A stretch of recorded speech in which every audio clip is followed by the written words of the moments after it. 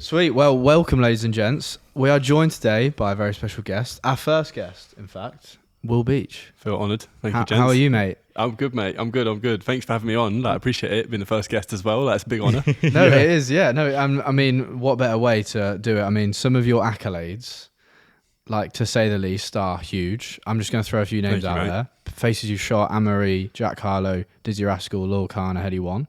How does that feel when I say those names? Mate, I think like you guys will get it completely. It's still surreal. Do you know what I mean? Like it will never feel normal. It will never feel normal, and I love that. Yeah. Like long may that go on. Yeah, amen to that. Some brands, Urban Outfitters, cover of Notion, cover of Gaffer. Yep. And we'll come on to that cover later in the conversation. But some amazing feats there. How long have you been shooting for? So I started like 2018. I guess officially. Yeah. Officially as a freelancer. I guess before that, I was obviously shooting as a kid, like most people. I had like a little Kodak camera that used to come with like a printer, if you remember them ones that you like put it onto and it print images and stuff as well.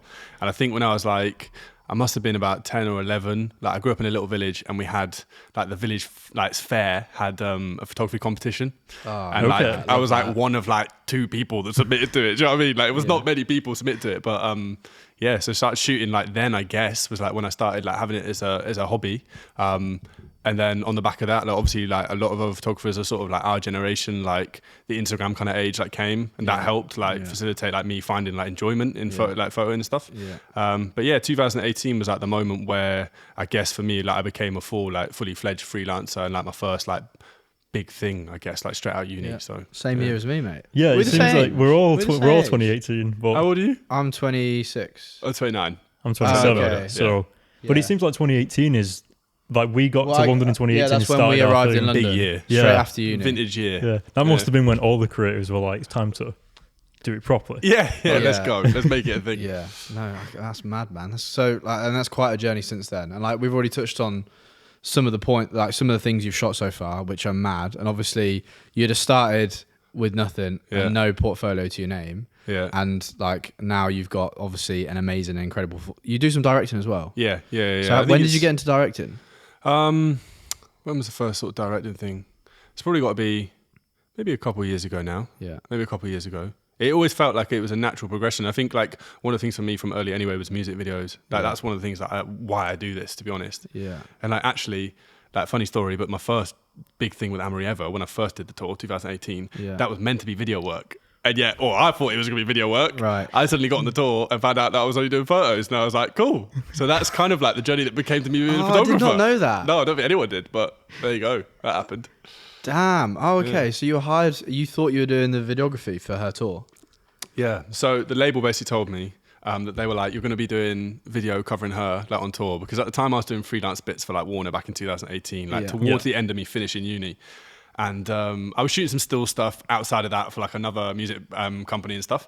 But yeah, Warner told me, they were like, oh, we need someone to go out and cover someone on tour for like 5 days. It's just video.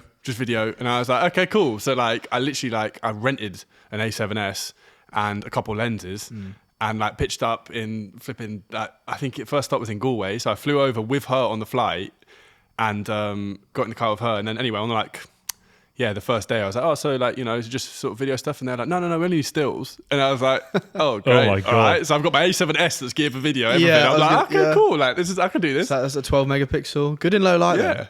Great low light, bro. Yeah. Is this one all manual focus lenses though? But that set the tone for like a lot of my work. So that was back when Sony autofocus wasn't what it is today though. No. But is this one of those situations where your client was saying one thing, but then the actual people on the shoot were like, oh no, like we need something else? Did you have to communicate back to the label or whoever hired you 100%. To be like, am I getting video or am I getting photo? Yeah, 100%. I think that's a classic music label conversation I was about to say earlier, I was like, this sounds like a classic music label. Yeah. I'm telling them on the day. It's like, all right, I'm doing something different than I thought I was going to be doing, but cool. Yeah, I'm with it. But no, even like the setup was like, it was, like all manual focus lenses, vintage lenses and stuff. Because obviously I thought I was going to be doing video and I thought I could get away with that. But then it was like, okay, cool. But then it worked out. I mean, it worked out in my favor. Like it worked out really well. Like kind of discovered my style a little bit through doing that. Do you know what I mean? Yeah. So can you touch on that more? So you say like that set of my style, like shooting on those manual. How do you mean by 100%. that? I'm curious. So I think like obviously I was shooting before that still stuff anyway on a Sony, like, and as you know, as an R shooter yourself, the A7R, like that was kind of the one that's geared for the stills, and then the S is obviously geared more towards the video. But you say that, but the S is still a decent, like, you can still take photos. Photo camera. But when it set my style, I think that I was shooting with that. In fact, before that, I did have a Canon, like everyone, like 700D or whatever it was, like the you know, the half frame sort of ones that everyone sort of started with. But yeah, then I shot with that Sony, and I'd hired out a Super Takuma lens, and I just like fell in love with it straight away. Like, I remember the first day I shot with it, I think there was something, and still to this day, like a lot of my work is on those lenses, those sets of lenses. Like, I've broadened them set of lenses for me as well now, so I have like much more of the collection of them. There was something about it from day one when I shot it in Galway that just really clicked. Like, it really clicked. It just looked beautiful. I didn't even, like, straight out of camera, you didn't need to do too much to it. It was like, interesting. Wow, like this is amazing. And then obviously, like, through working with that lens, I sort of tweaked it and found it in a stage where I really liked it as well, like visually.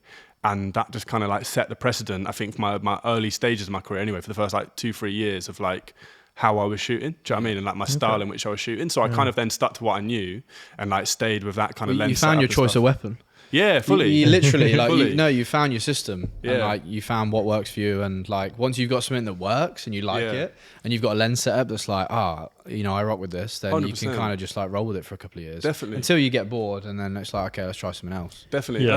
I think I was there, like, to add to that as well. I think what works so well, and it was weird, like I stumbled across it, but I think what worked so well for me is like, I was kind of like at the start of, like, it sounds weird to say now, but I was, and I think you guys want to go into this at some point, but I was at the start of that whole like film revolution thing, where like film was sort of really coming back in 2018. Like, that's when people were starting to shoot again on point and shoots on, like, you know, medium formats. That was kind of the start of it. And what I stumbled across with that Sony and that setup was no one knew I was shooting digital. Everyone thought that I was on tour shooting film because the way in which that Super Takuma lens looked, the softness it had to it, the adapter on it, even the way then I sort of like brought in my grey to match the film as well.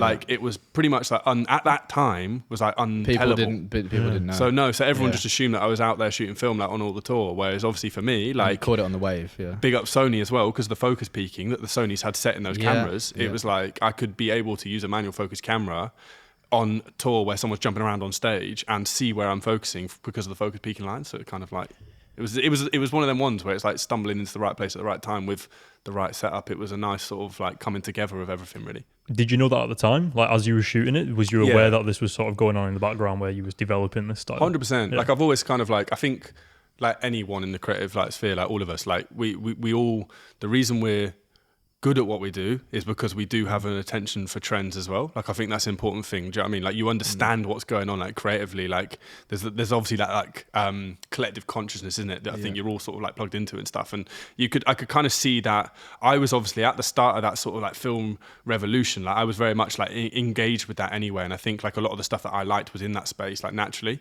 And then that's where I sort of like made my grade and my look off the back of those things that were going on a little bit as well, that came into like the way I was shooting. So it's almost like the lenses and the kit you managed to stumble across. It happened very organically, which I love. But that inspired you then to kind of like push forward for the next 2-3 years in your career and be like, right, this is what I want to shoot.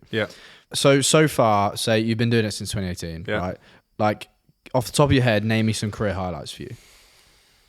And like, I'm not going to be like, you need to name 3, like just some that are like bang, bang. Cool. Like, I've got some that are like, do you know what I mean? So what are yours? I mean, like, career highlights was the Georgia Smith shoot back in 2018. That was a career highlight. Obviously starting with Amory was like the biggest one, and I still like, that's probably my biggest one to date because of the relationship it formed. But the Georgia one was great in 2018.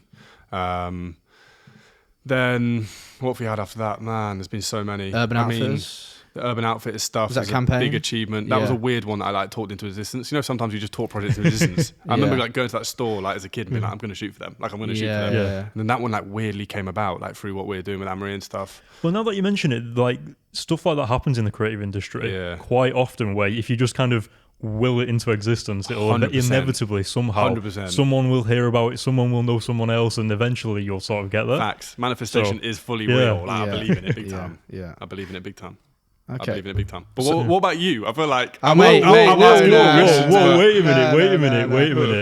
You're the guest, mate. There's okay. no focus on me. Like, no, absolutely not. But okay, we'll get on to some more of the other highlights. You've named a couple there. Yeah, there's loads. But like, I want to talk more about Anne-Marie. Okay. So you've been working with her for years. Like, I've been following your work from a distance for years, right? And this is only the second time we met. Yeah. The Polaroid exhibition. It was the first time. And so you was at the Polaroid. When they exhibited my work, you were there. Yeah. He was there as well. We had chatted previously to that though. We chatted online. On the web. But we hadn't met in person. No. So this is only the second time we met. But I've been watching your career from a distance and always been an inspiration. Always. Thank you, man. And especially like going into the directing, it's something that I know I need to probably do and want to do. But I want to talk about Anne-Marie firstly. So you've been working with her for quite a few years now. Like, what are the highlights and things that you've done with her that stand out? So is it is there an album cover or a music video, or like, what is it? And what's tour life like as a shooter? Okay. Because I know a few mates that go on tour with these big artists. A few people that are with Burna Boy at the moment, and like, it just looks chaotic. Yeah, can be. To be honest with you, like, I think genuinely, like, again, there's certain things in my career that have just happened, and it's been so right. Like, I've always been able to get on with everyone, and that's kind of like something that I think as a photographer helps you in situations as well, where you're trying to blend into the backgrounds in certain environments, no matter what you're shooting, whether that's, do you know what I mean? Like, shooting, like, you're involved in very heavy rap stuff, or in pop stuff, or in indie stuff, rock stuff, heavy metal, like wherever you're shooting. But yeah, like, I mean, I was just so lucky that I met Anne-Marie and I got on with her from day one. And I think that's the big thing. Like, there's so many pop stars that are obviously like pop stars and traditionally what you think of them with, like the sort of, I don't know, sort of like high maintenance, I guess, like with some of the pop world that comes, which I don't like to use that term with pop, because having an understand about the industry, I think there's so much pressure on pop stars anyway. So I wouldn't say it's a hectic lifestyle. It's a hectic lifestyle. It's a lot. And like, when you're in it, you understand more why people are certain ways. 100%. But yeah, I was just really lucky that we literally from like day one clicked. Like, I think like where she is and was creatively, like, we both really like got each other and understood each other. Even when it came down to like music taste and stuff as well, like on tour, like I literally like took over like putting on all the tunes on tour, like when we were touring and stuff, and we both got on with that a lot as well, and like bonded over those and stuff as well. So from day one, and I think we both still, like, even she texted me the other day saying this, that she likes how much we're in tune creatively, and I think that's like really helped like our whole relationship, and that's where I was lucky to sort of like come and be introduced to her and work with her, where it was kind of like a magic sort of collaboration from day one, that we just sort of understood each other and really knew what each other wanted to go with it. And she's obviously been like an incredible support to me as well. Like, I think that's been the main thing from day one. Like, there was never any, I think working with major label artists, no matter what genre or anything they're in, but with major big labels with, millions of followers, like, sometimes it's very superficial, and you're just sort of there doing a job for them, and they kind of treat you like that. Whereas from day one, Anne-Marie was always tagging me in images, always putting me forward. And it was like that support was there, and I felt that, and I felt that love from her from day one. That goes a long way. It goes so far, that means a lot. As like to an artist, because you know what artists are like musicians have been known to be bad for it, like not tagging you, like uploading stuff, and like not, crediting your work and all that kind of stuff. So to have that bond off the bat, and the fact that she's rooting for you, like when you've got a connection like that, it's like the best. Definitely. So yeah, and then, I mean, the relationship grew like from 2018. Like, it obviously started off with press, with like behind the scenes imagery, where we started on the Ed Sheeran tour in 2018, and I bet that was sick. Mate, that was so much fun, man. That was so much fun. And it was so like, it was the best feeling for me as well, because I just 5 days before that I handed in my dissertation at uni. Right. So I come out of uni. My God. Come out of uni. People are going to be listening to that. I mean, like, oh. Yeah, they were like, I bet, honestly, my head was fried at the time. Like, I came out of uni and Warner were like, oh, can you cover an artist for us? I went over, met her. I was supposed to be there for 5 days. On the third day, her and her manager was like, we love what you're doing. Do you want to stay with us the rest of the summer? And that was 3 months on the road. The same day, I actually had like 3 job offers in. Another one was in music management. Another one was to work in Warner full time as a creative as well. Right, and then obviously I had that one. So I had those 3 come together. But obviously, like, everyone wants to sort of go traveling or do something after uni, like that's their thing. And I just got the option to literally go traveling, plus be paid to do it, plus do what I love to do as well on like one of the most successful selling tours of all time. Yeah, I was gonna say with Ed Sheeran and Anne-Marie. Boom! Like, my head was just like, I remember sitting in the hotel like the first night or like it was after the first night we got to Dublin, and I was just sat there and I was like, what the fuck is going on? Like, what the hell is going on? I couldn't even process it all. Like even like for them, like as artists, like they've obviously like it's created, it's taken time for them to get to that level of pop stars. But when you're thrown into that pop world, you're like, and suddenly you've got like fans at the hotel and all this, and you're just trying to like process all that as a kid that just was in uni like 5 days ago. Do you know what I mean? Drinking at the local pub that like, no one really cared about. It's like, what the hell? That's throwing you into the big boy world, like off the bat.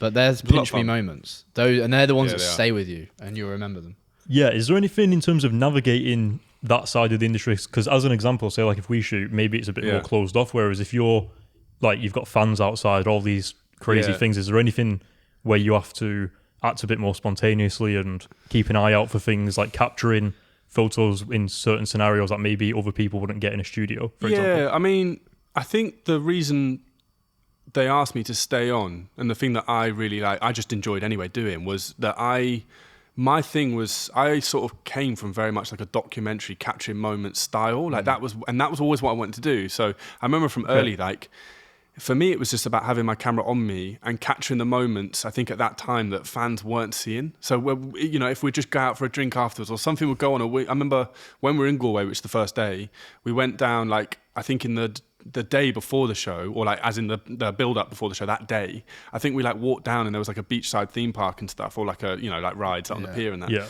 And I obviously just like took the camera down and I just like sneak off really quietly and just go and like, and I'll just shoot them from afar and stuff, because I love doing that, because my artistic head's ticking. Do you know what I mean? I'm ticking, like seeing what I can see and like how I can, you know, like form compositions with the group and what they're doing and documenting those moments. Yeah. And I think that was one thing that probably like did me well, is that I just sort of went quietly about my business and just got on with it and was just trying to do, for me at that point, like I was just going off like pure instinct of what I wanted to document. Like at that point, like I wasn't trying to like listen to them being like, oh, shoot this, or let's get a portrait here, or let's do that. I was just like, oh cool, I'm just going to sneak over here and get some stuff. And I remember that like did me well and served me well, like I think at that point, like just being like that. But also some of my favorite stuff that I've shot, probably because it's like no one really consider those moments. Do you know what I mean? No one really considers to capture those moments until you do it, and then you're like, oh, sick. Some cool stuff here. Yeah, I did hear something from Anne-Marie on a video where she spoke about how she just loved the way that you made her look. Yeah. And even just by what she was saying, it sounded a lot more like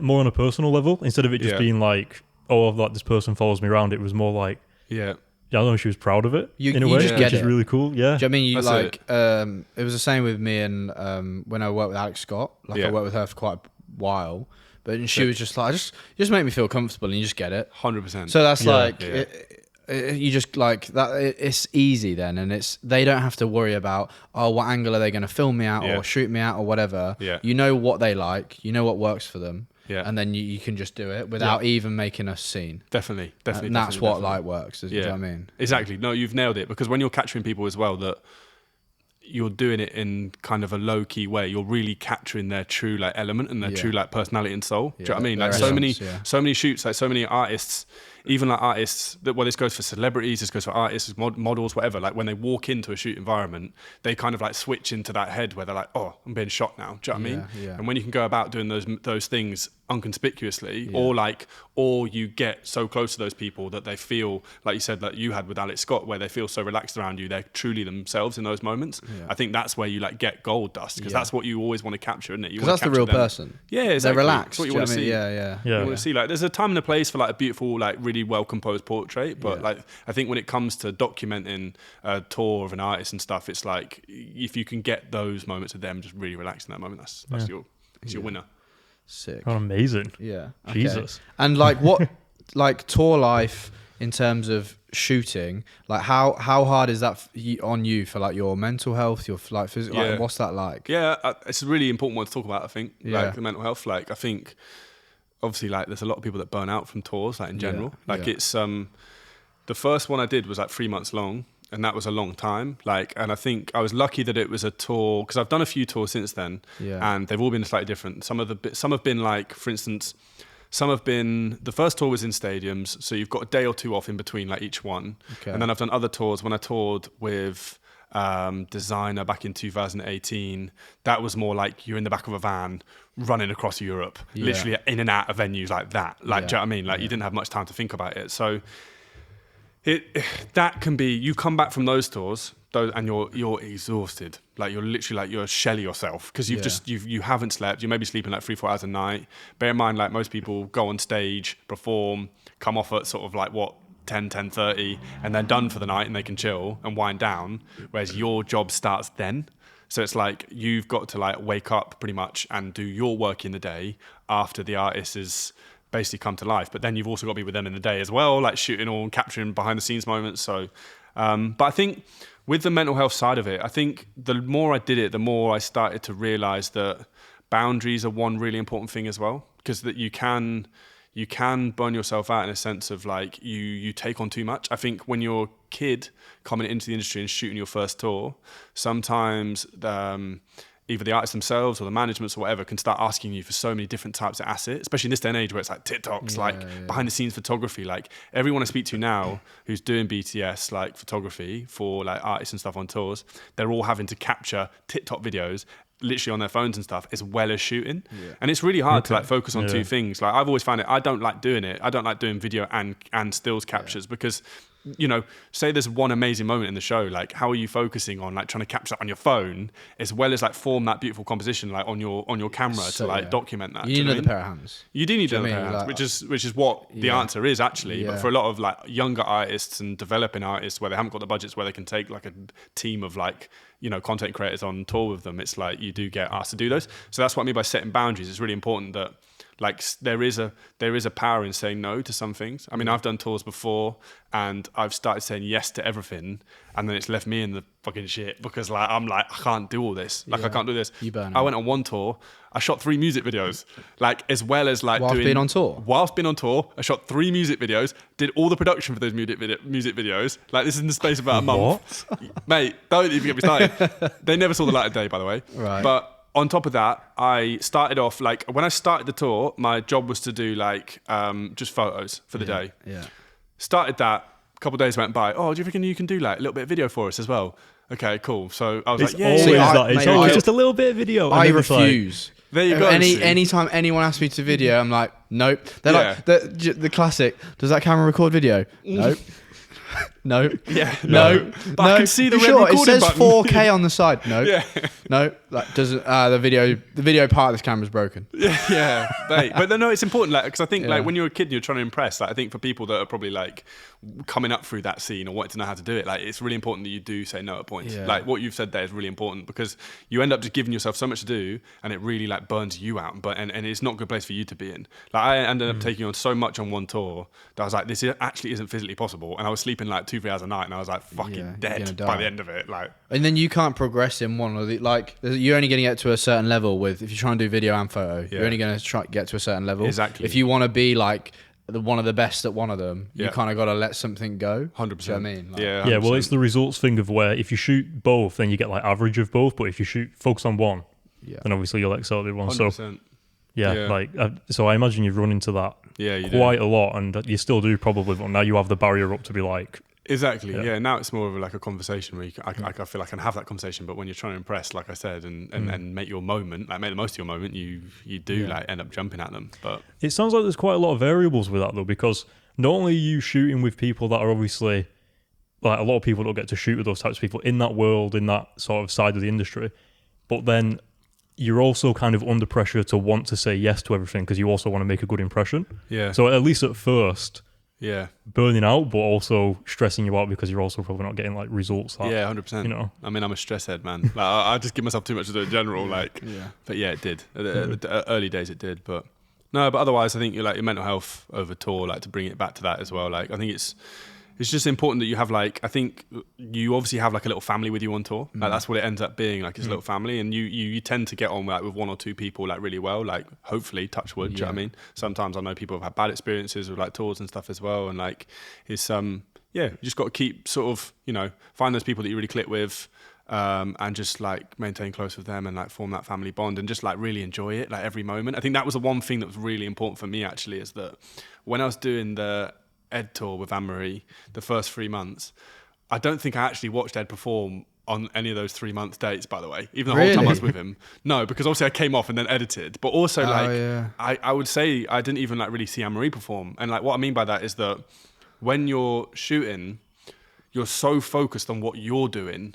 Like you're watching for the movement and stuff and the positioning of where people are going to get the shot, but you're not actually taking in like the grandeur of what's going on like around you. So like I'm doing like 80,000, 90,000 seats, like stadiums, do you know what I mean? And like I was trying to have moments where I literally just put my camera down for a second. Like if I'm hiding behind the drum riser on stage, I'm trying to just like lower my camera for a second and just take it in for a second, because these tours and stuff as well just got like a flash, and like you look back and it's like really important to try and find moments in it that you're there for, because at the end of the day, like most of us are doing tour photography or shooting something like that because you've dreamed of doing it or you've wanted to get to that stage. So like it's really important to try and like take in moments. Oh, you've got to. I can relate to that big time, because when I shot Justin Bieber live, right? It doesn't get much bigger than that, by the way. So I put my camera down just for a song, and I just fucking stood there in the pits. It was only me and Rory Kramer, his photographer. We were the only people in the pits. I snuck in, so that's how I got in. Hid from security.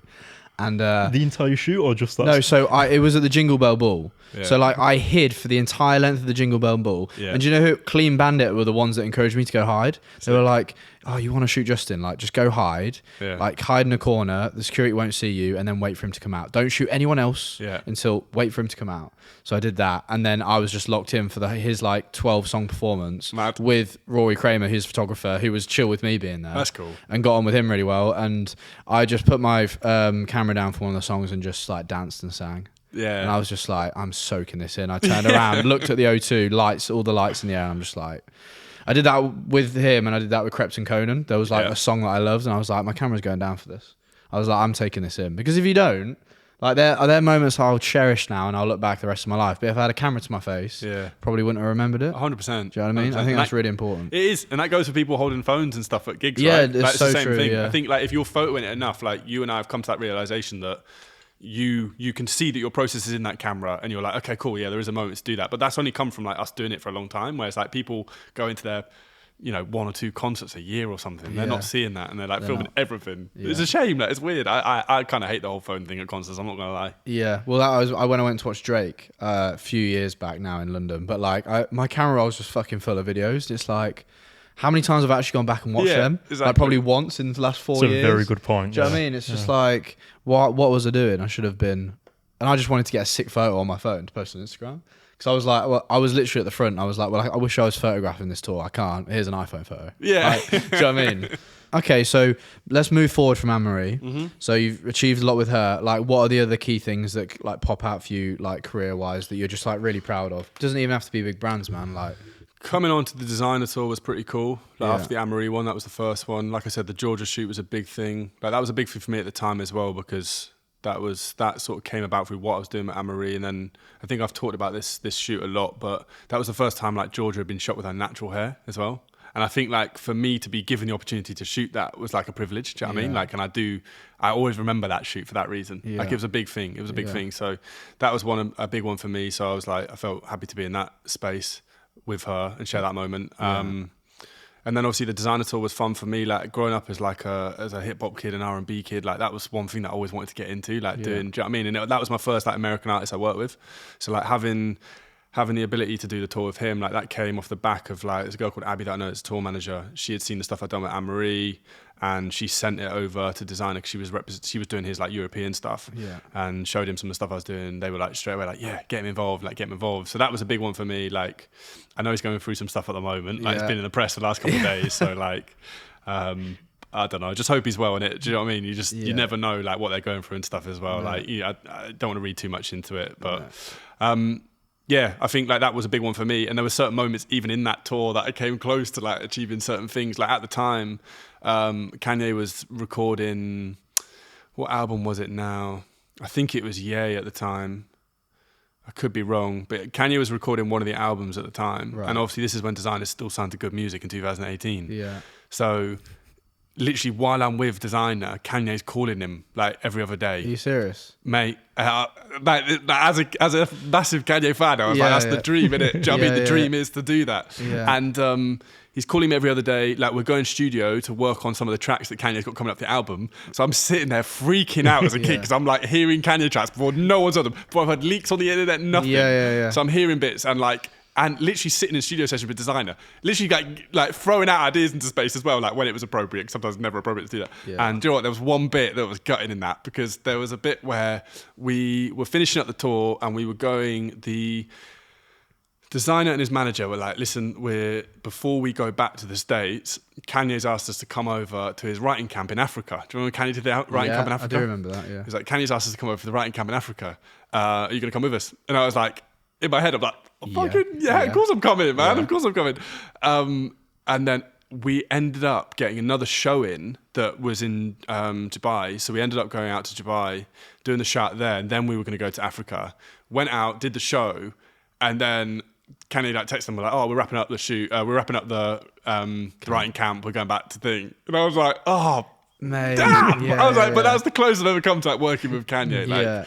But this is the thing. Like, I feel like you've got to take these things with such a pinch of salt until they happen. Yeah, that's the classic in this industry, right? Yeah, you'll be promised something, or you think something could happen, or you could do this, you could do that. Yeah, but it's like, and you get so excited, and you're like, oh my god, like my dreams are going to come true, and then just like that, it can all change. Yeah, and you have to take it with such a pinch of salt. It's so hard when you're like so hyped up, and it's like your favorite artist or whatever it is. Yeah, and it's just like it's heartbreaking. 100%, man. 100%. That's a sick story, though, man. It was a lot of fun, bro. There's some funny stories from that tour alone, but that was a really good tour, and I think that was a highlight anyway. Like, working with an artist at the time that was signed to good music, and to be fair, like at the time, like Desiigner was still sort of having his moment, like with Panda and stuff as well. And like the thing that I realized with working with him, and even now seeing the stuff he's going through, like he was so young, bro. Yeah. Like he blew up. How old was he at the time? He blew up off Panda when he was like 19, 20, bro. Damn. So he's doing those shows in the States, and he had to get escorted in and out of the clubs that he was performing in because he's not even 21. He's not even 21. So like he blew up so quick. Like he's still so young now, and yet that's why I feel like a little bit for his career and stuff, because it's like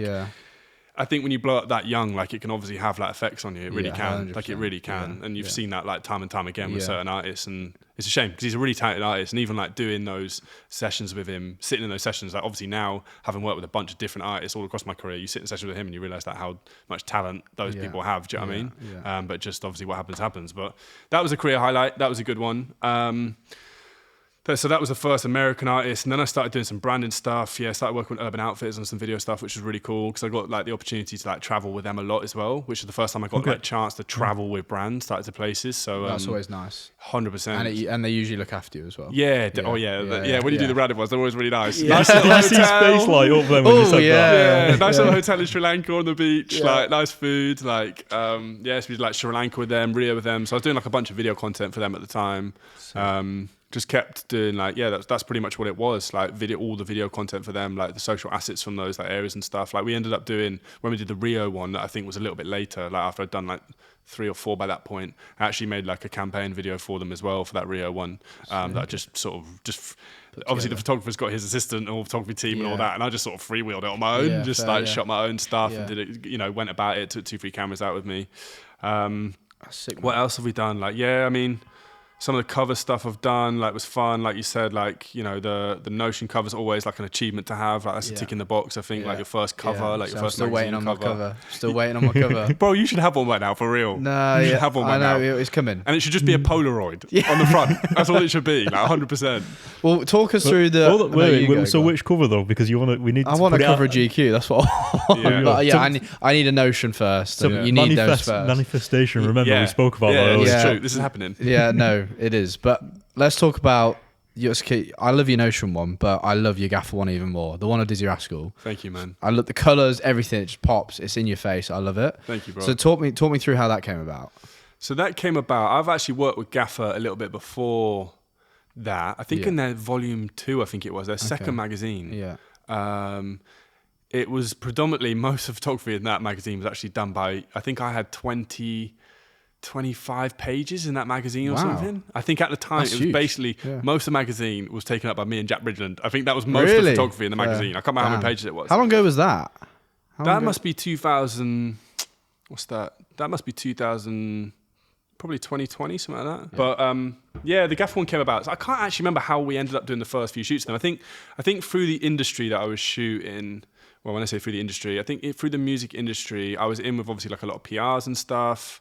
And I think Gaffer might hit me up to shoot something for them, you know. Right. And I think it was one of those ones where it started off as like one small thing. And then before you know it was like 25 pages later. It was like, cool. Do you know what I mean? So I think we shot with, at the time, there was like a feature where it was a bunch of like new talent coming up in the industry. So there was Tiffany Calver, Callie Clare, Izzy Colfie.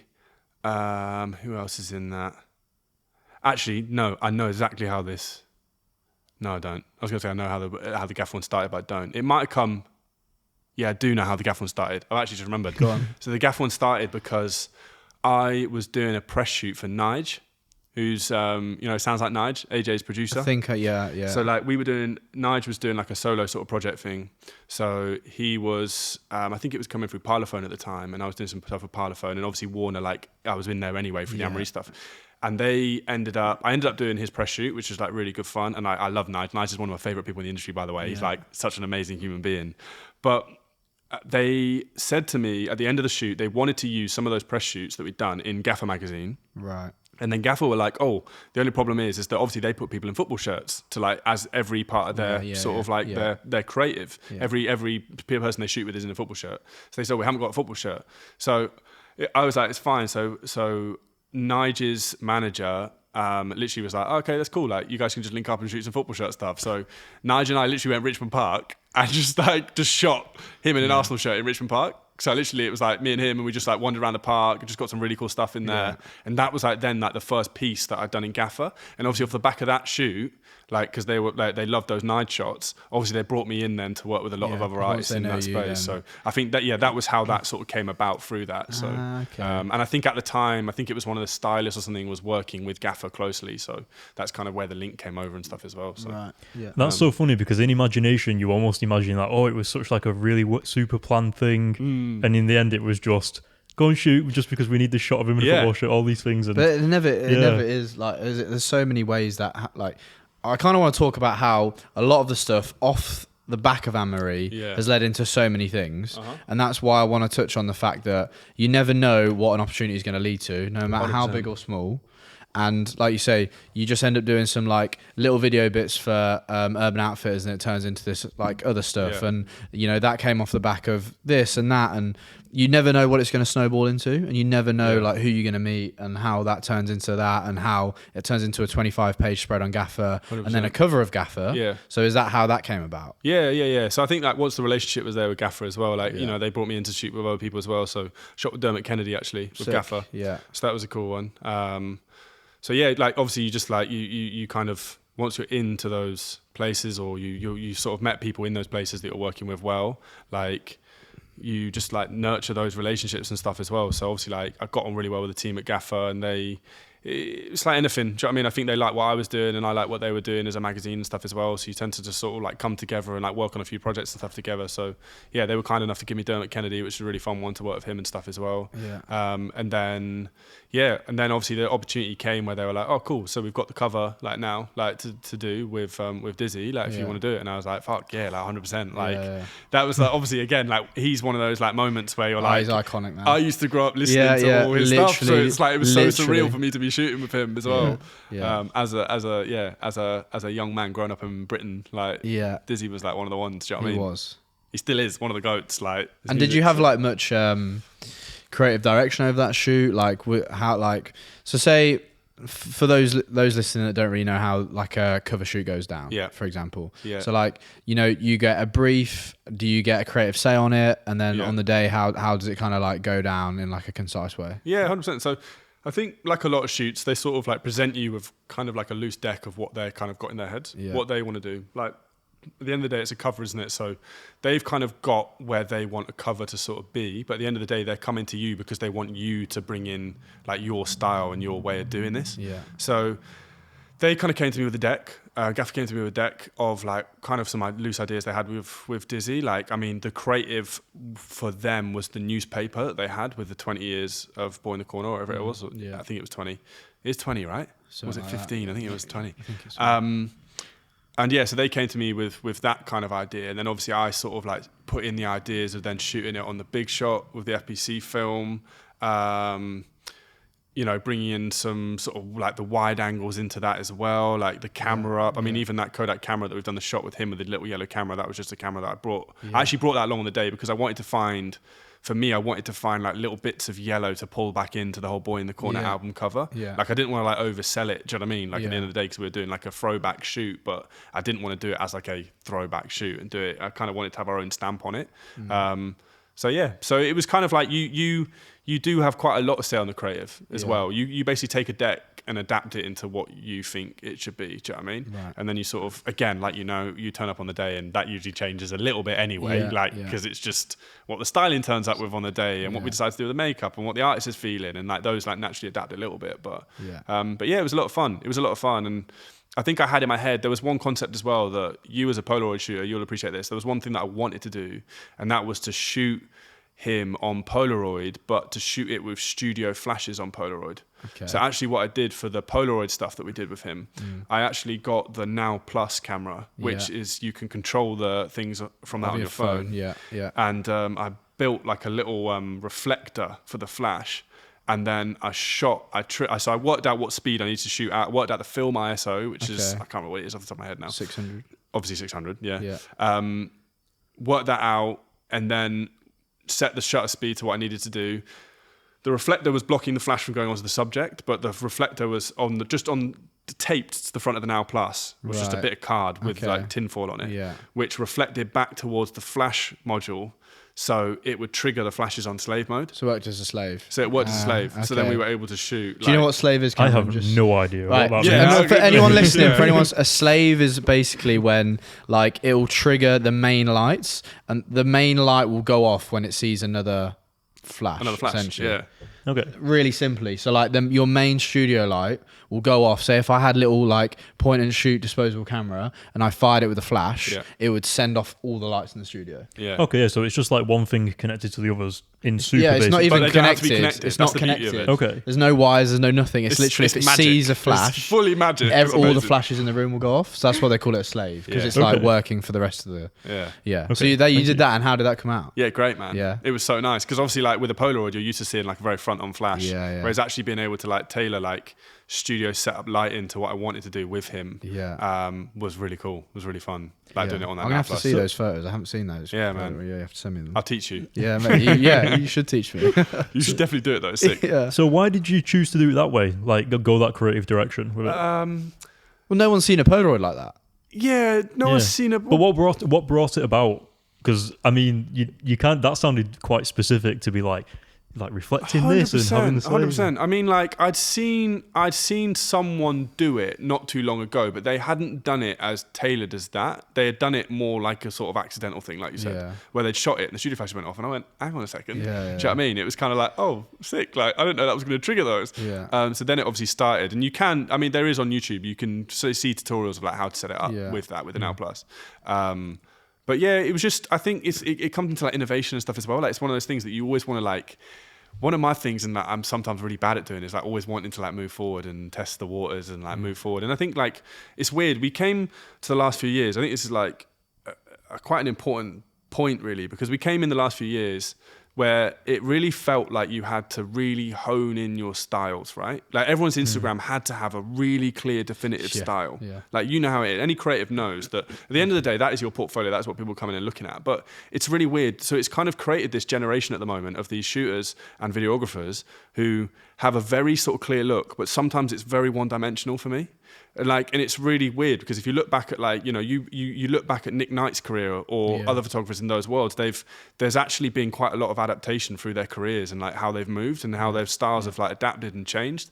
And it's quite an interesting thing that I think on a personal level I battle with a lot as well, because I love, part of like photography for me is I love like the experimental side of where you can take things visually. Do you know what I mean? And how you can adapt things visually from like a camera point, a kit point, like how you take those things forward. Like sometimes I think, oh, I really want to like push this into a, you know, really surreal world, or sometimes I might want to keep this as very literal BTS. Do you know what I mean? Yeah. Whereas obviously they're two very different like styles in themselves, where it's like, you want to have fun. Like for me, like I want to have fun when I'm shooting, and like part of the fun for me with shooting is trying out kit and trying out I want to push myself to try and create something in this space where I really love that. I feel like that's something in me is wanting to try and explore that area. But sometimes I feel like I don't know. Like I look back at my career as well, and I'm like, I could have stayed shooting with that same lens and that same Sony for the last like Mate. Do you know what I mean? Mate. I could have stayed shooting with that, and I still do. Like, don't get me wrong, on certain projects and stuff. I could have stayed shooting with that like my whole career, like the last like 5 years. But it's like I've wanted to like push forward from that, and I've wanted to like push on with where I want to go and like get inspired by, you're constantly getting inspired by photo books, by things you're seeing online, like anything. Like nowadays with AI and stuff as well, that's pushed like a whole different level of inspiration. So well, that kind of really like leads so nicely into what I want to talk about next, which was new formats of shooting, experimenting with them. But like, so cost of film at the moment, let's talk about that as a photographer. And how extortionate it is. Are you shooting less film because of that and turning to digital more? And you are. Kodak are taking the piss, Yeah, I know. What annoys me is that they've obviously seen like. You need to look at the camera and say that. Kodak are taking the piss. All of you actually, all of the film places are taking the piss, and like I get it, but no, actually, fuck it, I don't get it. I'm taking that back. Like they're just trying to put their prices up because they know everyone's shooting film again, and that's like. But it's putting people off, man. 100%. No, it is putting people off. I'm still 100%. talking to the camera because I'm talking to them right now because it's so frustrating because like people got really back into that, and let's be honest, film is such a beautiful art. It really is. Like I remember watching a Tyler Shields documentary, and he was chatting about digital over film. Yeah. And he was like, I'll give clients the option of both a lot of the times, and even though they might look identical, no matter what, they'll always gravitate towards the film. And he was like, you just can't explain it. Like there's such a physical element to it with the process of it that gives you quite a handmade feel with film. Yeah. Whereas you can't replicate that, and it really annoys me that they're just pushing the prices up because they're just getting more money for it. Yeah. It really winds me up. But it really winds me up. Like the clients, it will get to the point as well then when the client doesn't even want to pay for it because it's so expensive. Matt's got to the point. It's got to the point, and it's like, well, okay, well, then you're just screwing yourself over, Kodak are, because if the client doesn't want to pay for it, I don't want to pay for it out of my own pocket. Yeah. So like, what's the point in I'm just going to move to digital and try and replicate it the best I can. 100%. But like, it's way cheaper. And you can replicate it, to a pretty good extent. Yeah. No, they've killed it. They've killed it. It's so obvious. Like the amount of photographers you see now, like good photographers selling off their film cameras, their point and shoots, everything. Yeah. And now we're in that wave of like the point and shoot digitals again now. Do you know what I mean? Yeah. Like, that's here now. That's what's weird because that's what I started on. It's now it's here again. Well, yeah, it is here. And like even like the Fuji X100V or whatever it is. It's like a little. I hired it when we did a road trip to Budapest, like me and my mates. Hired it off Fat Llama for a week. Yeah. Had the most fun with it, and it's already got the film preset built in. Sick. And it's like, sweet, this is cheap. I don't have to take it down to Rapid Eye after and spend like fucking fortune on getting it developed. Like it was just not you calling out Rapid Eye as well. No, everywhere is expensive. Not everywhere is expensive, but like that's where I'll go. Rapid Eye, great. Good film lab. Really good film lab. But like, realistically, it's still money coming out of my own pocket. Like it's my own holiday. Yeah. If a client's paying, cool, I'm going to Rapid Eye and I want the works. Yeah. But like realistically, it's just not something that's like maintainable unless you've got money coming out your ears. Do you know what I mean? Like and the styles, like I said, the style's changing away from it now. It is like at the end of the day, it's no more than it is no more than a trend, and like those things do adapt and go through stages. And like I think we've just had that throwback to film, and now it's coming back into that kind of like I said, that point and shoot digital kind of low contrast kind of, but like digital grain kind of looking photos now. Yeah. But I don't know, it's interesting. Is that a creative thing, or is that because people have like you said, been put off film? That's like kind of an interesting like question to it. Do you know what I mean? I think it's obviously because of film is expensive that's pushed people that way, but yeah, I imagine it's probably a few variables. Yeah, I think it's a bit of both. It's the trend, but it's also like the companies push the prices up and all these things, and then eventually the trend will come back around in maybe like 10 years and so basically keep everything. That's why I want to keep my film camera. We'll stockpile now. We'll stockpile film now. Back to when it's like £100 a roll, like it is for the FPC stuff. Yeah, literally, man. Yeah. So just for a bit of comparison, as someone who doesn't know, what was it before and what is it now? I imagine it's like petrol prices. It's 120 quid for a box of 5 rolls of 30. 5 rolls of 35 mil. They've got 36 shots on. Yeah. Right. It is costing you probably 120 quid now. That's what it was. Is that what it is now? Well, I walked into Snappy Snaps the other day at Clapham. Yeah. Like, we don't go Snappy Snaps, but like, I walked into Snappy Snaps. My film's fine. Yeah. Well, this is going to get this podcast going to be cancelled before we start. We're going to piss every brand and every lab off in London before we start. But like, walked in Snappy Snaps, and I was like, how much is it for a box of 5? I got a portrait for 400. She was like, oh, it's like 120 quid. And I was like, you what? Jesus. She was like, it's like 120 quid. And I was like, well, I remember when that was like 55 quid. Yeah. 60 last year. Was it last year? 60 45, like 50 quid. Yeah, fine. Yeah. So now it's more than doubled. But that's only the purchase price, and then you've got the lab price. And to be fair, the labs haven't changed a lot, I don't think. No, Obviously, there's inflation right now, and I have noticed some of the labs have pushed up slightly, but that's it's nowhere natural. near the increase that there has been in the film.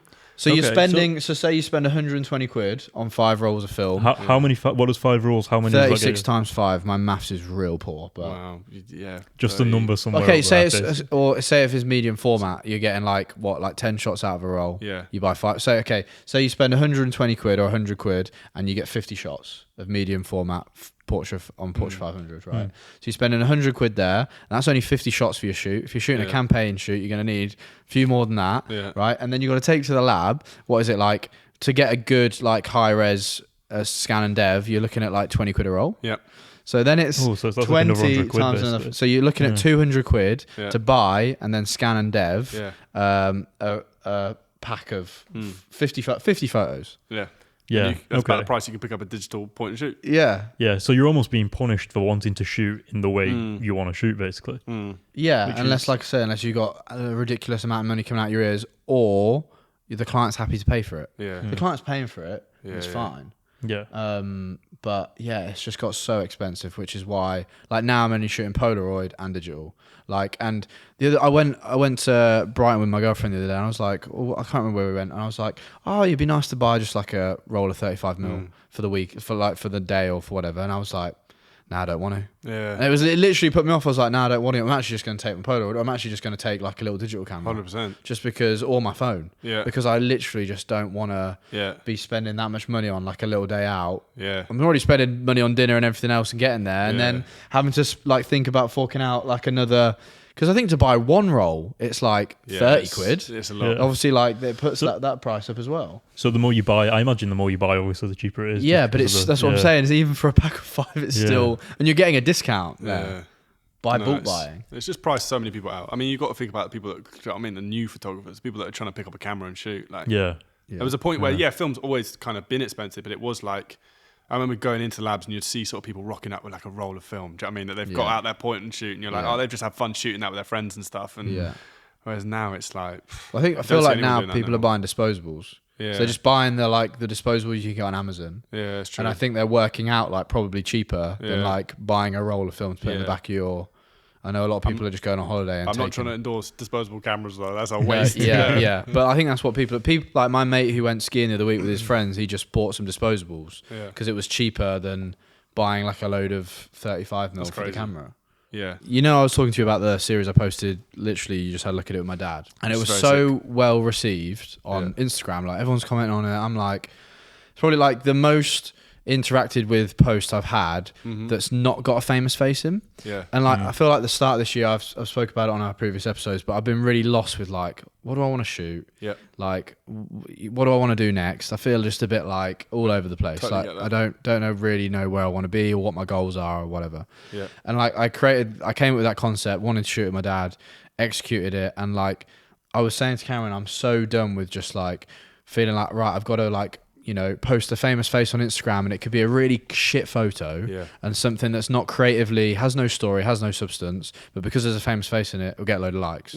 So that was like the you know, confirmation when I shared that work and people loved it for what it was and the story and the feeling I got back from that was like, right, I want to do more of that. 100%.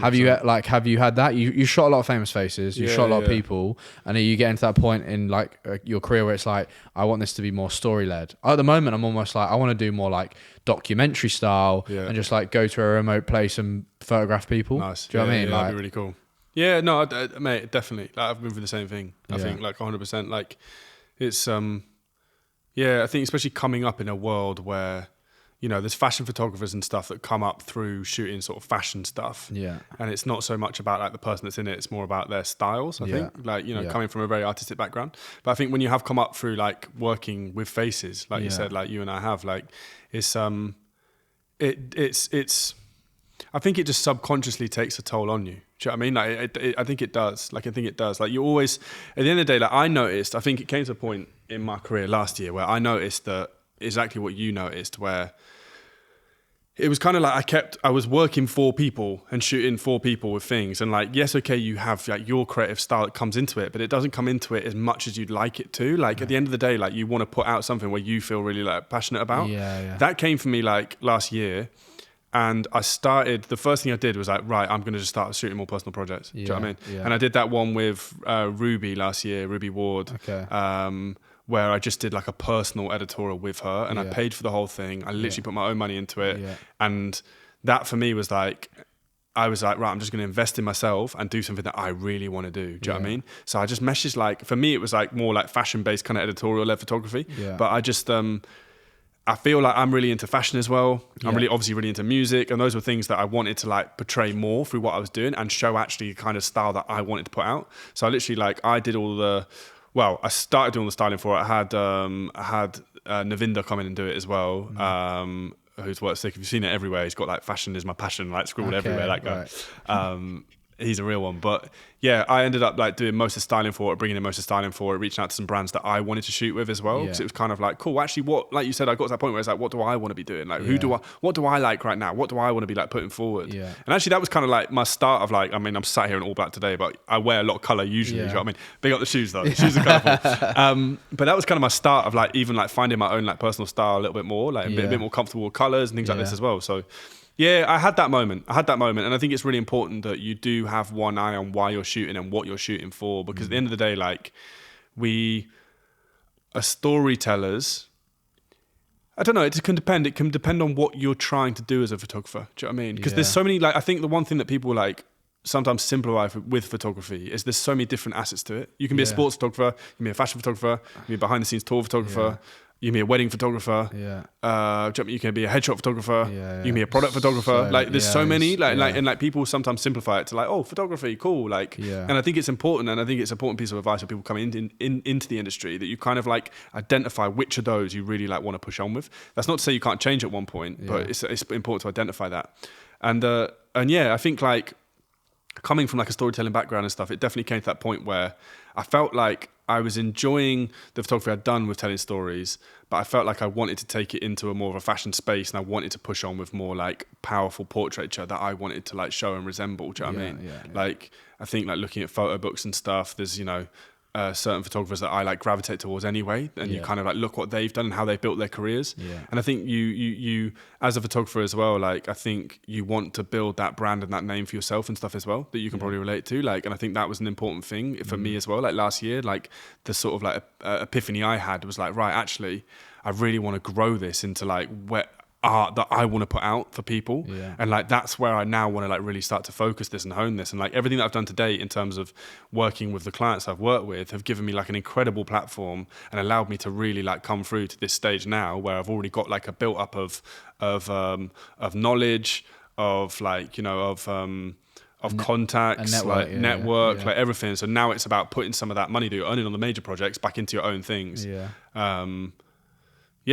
So yeah, I totally get it, and and I think it really is important at the end of the day to like. I think what you said about shooting with your dad and that having a really good reception. I think there's a lot of truth in photos doing well online when you feel the passion in them.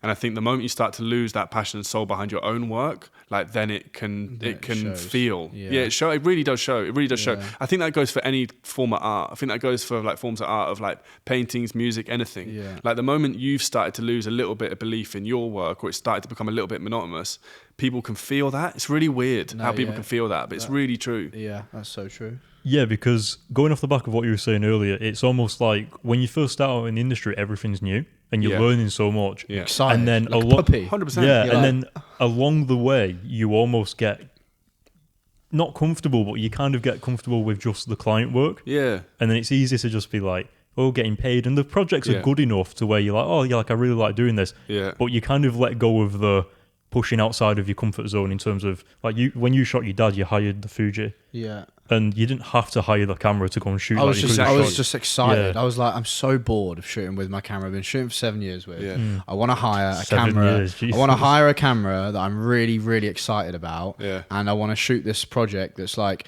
really simple, but it means a lot to me. Because at the end of the day, like having photos of my dad is going to be so important to me in 20 years' time. Yeah. Having my photos of my dad in my clothing is just even better. Yeah, I love and that. it's just styled by me. Just so, and it's like, and if you knew my dad, like he would never, ever, ever do that. And like I just nagged him to do it because I was like, look, I said to him, I was like, one day you're going to be dead.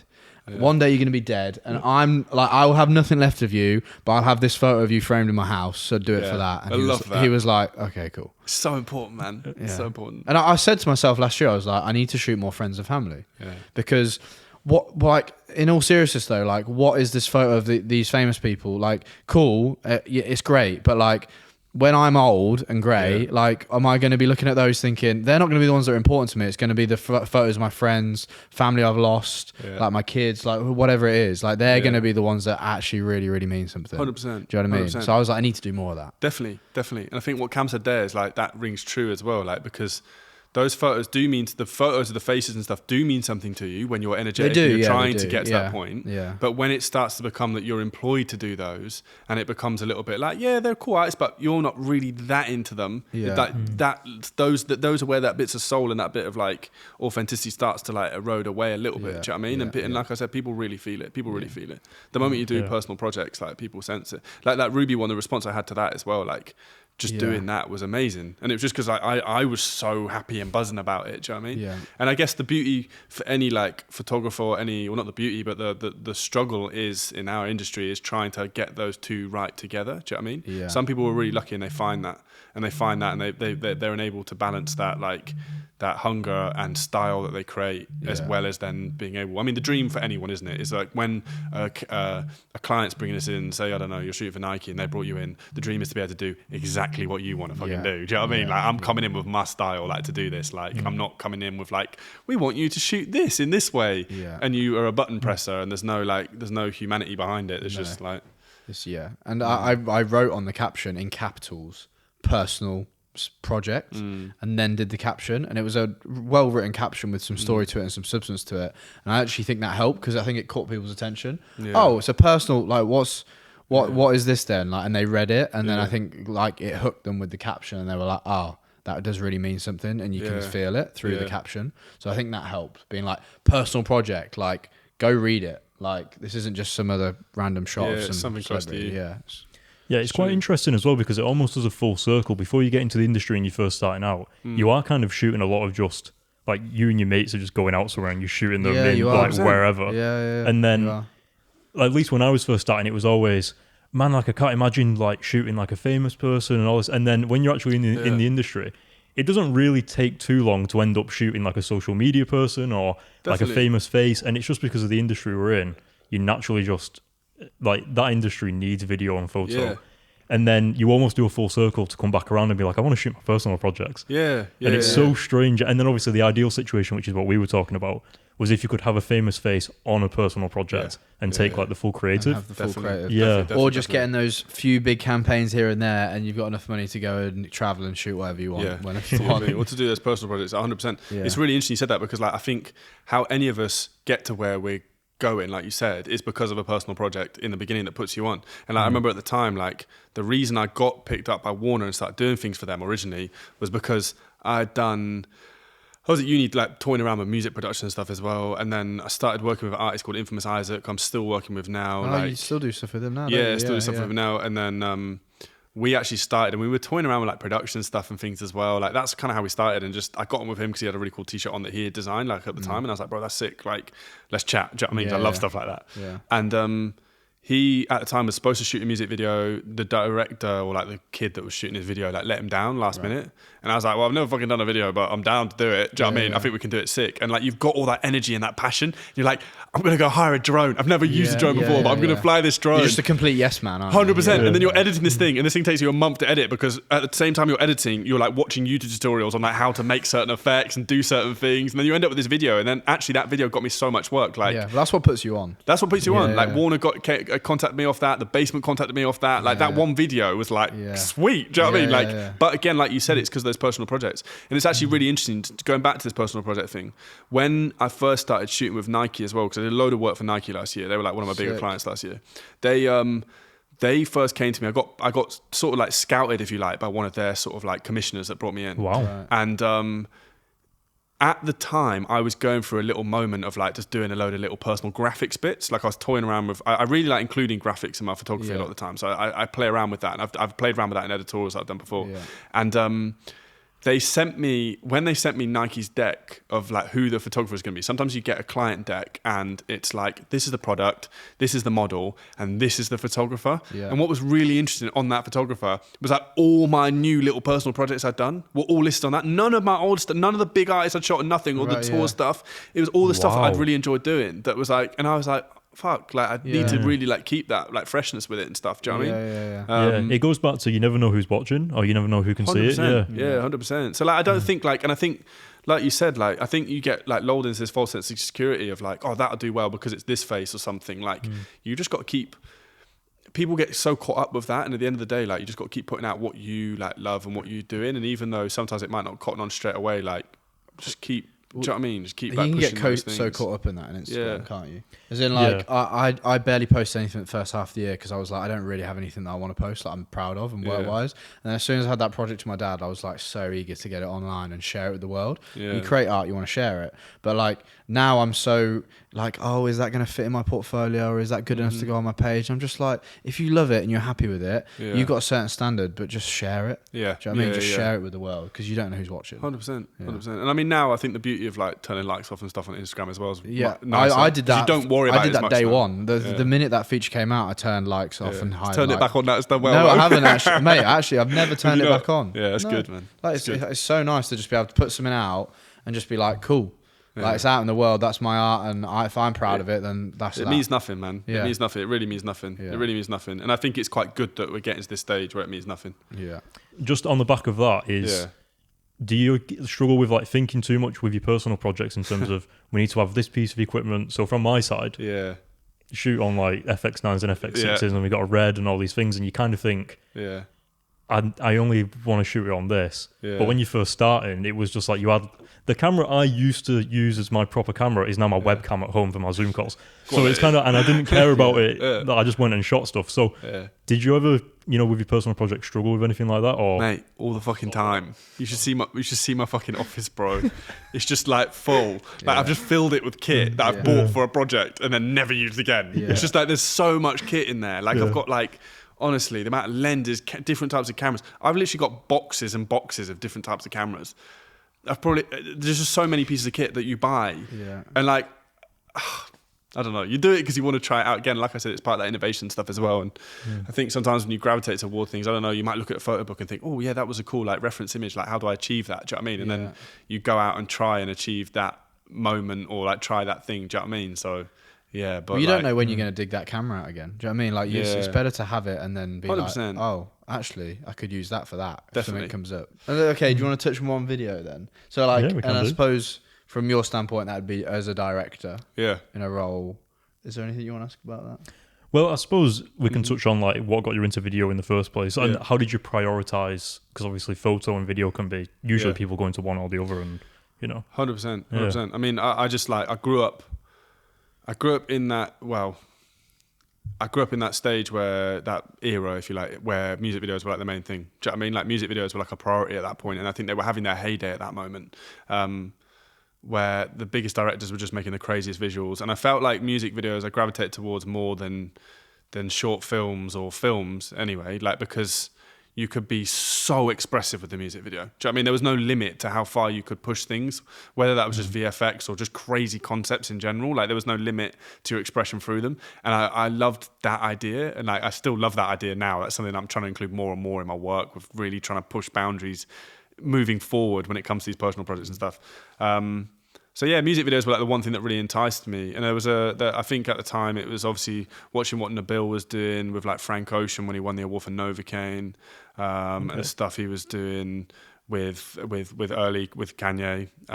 He was sort of a big inspiration of mine when I was sort of starting out watching his videos. But Yeah, it was music videos that led me to wanting to do video stuff, and that kind of actually led me to my photography journey in general. To be honest, like it's like I said earlier, like the photography kind of sort of like came through that as well. But I think it's at the end of the day, like I'm a visual artist, isn't it? Like you guys, both of you, like yes, okay, you've got the title of photographer or anything, but I feel like it's so much more for me than it just being a photographer. Like it's like you got an eye. I like visual things. Like visual things. You know what you like. You know what looks good. You know what. 100%. Yeah, the video and the photo is just the format that you output it as. Exactly.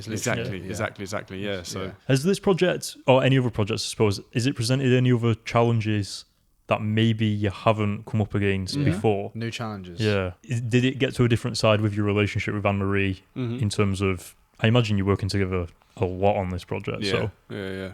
I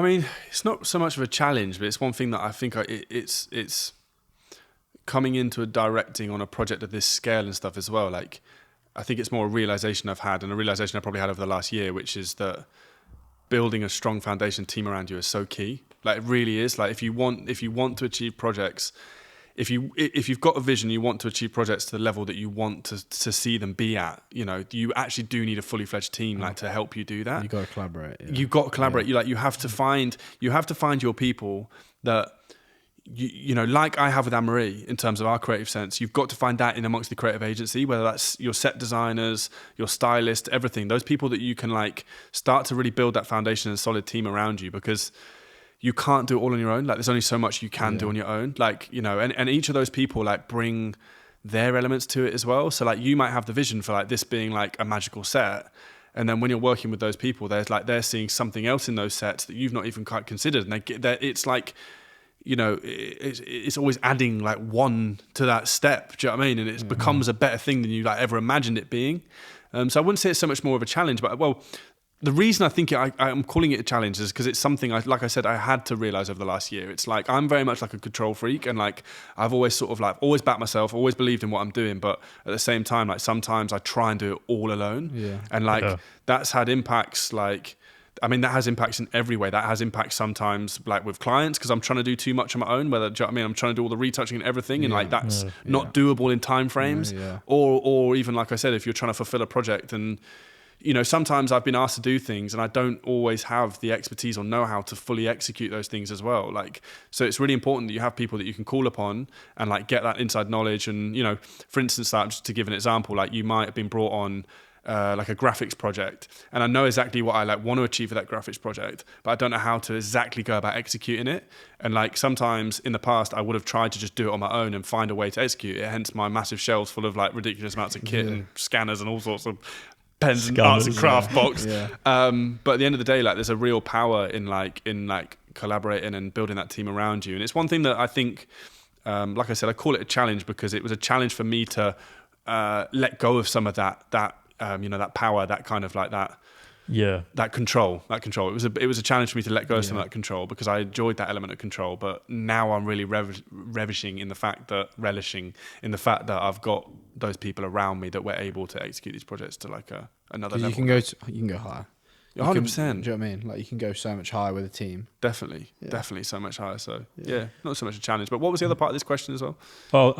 Has it brought you closer with Anne-Marie? Yeah, or like, has it taken like the relationship to a different side of things compared to the usual work? Yeah, definitely. And I think there's been so many stepping stones in my career with her that have enabled me to do that anyway, because each moment has like a stepping stone where you've you know, like our first press shoot, for example, it's like stepping into that environment and doing your first studio press shoot with her or album shoot with her. It's like, that enables you to be working on a higher plane with her because you've executed a project at that level. Do you know what I mean? And I think that's the thing. It's like, it's really fun because she's almost been on a journey as a creative herself in terms of like developing her music, her sound, and like where she wants to get to and what she wants to put out to the world. And like, I've come along with her on that and stepped up through my career along the way, like with her, like in the foreground of everything I've done. So whether that's because my first ever studio shoot was with Anne-Marie, by the way. Like, I walked into a studio not knowing what the fuck I was doing, and we shot her press shots that were in fucking Warner Records reception, like the massive printout of it for ages, and I had no idea what I was doing. but because I said yes, like I got asked by her manager if I knew how to do it, and I was like, yeah, of course I do, like 100%, like I know what I'm doing.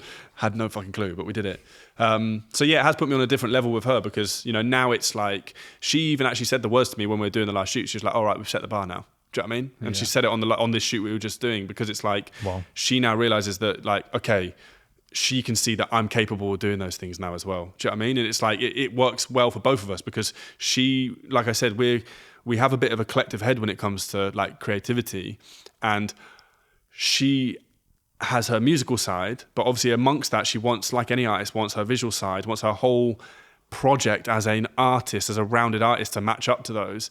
And in the same way as me talking about building my team, I feel like I'm a key element of her team, and when my game rises and I've upped my game, it ups hers as well. So it's like it's a really, like, you know, it's a win-win for everyone in that environment. And that's why, like, it's so important, like, you know, making those happen. So yeah, it's definitely elevated everything we did. And obviously now, like, from this point, we're having conversations about projects down the line, you know, and this has gone way beyond me being like, oh, I'll come shoot your tour next time. Do you know what I mean? And it's now like looking at what we're doing in those tours in a different light. Well, that just goes to show the reward of persevering and building a relationship. Definitely. And like sticking with a client or a person or whoever it is. Yeah. And like putting in the hours for that person, because Exhibit A.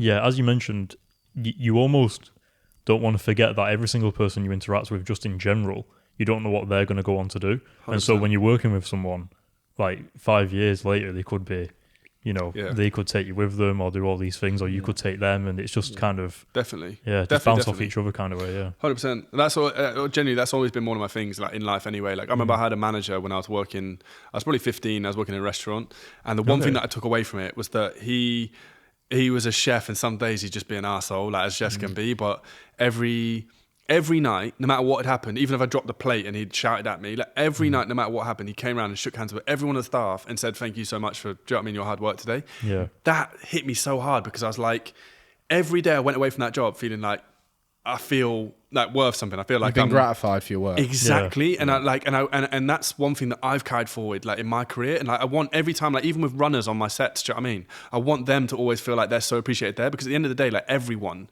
from the start to finish involved in those projects has such a major role to play. Like, no matter how small or big. And like you said, it's about where they go to next as well. Do you know what I mean? Like, at the end of the day, like, I remember being the kid working with certain directors, people like Charlie Sarsfield, and Tando, just to name like a couple guys, that I was working on their sets as like a kid shooting like their BTS to their videos, and they welcomed me into those spaces and allowed me to like thrive in those spaces and gave me time to get my shots and stuff as well.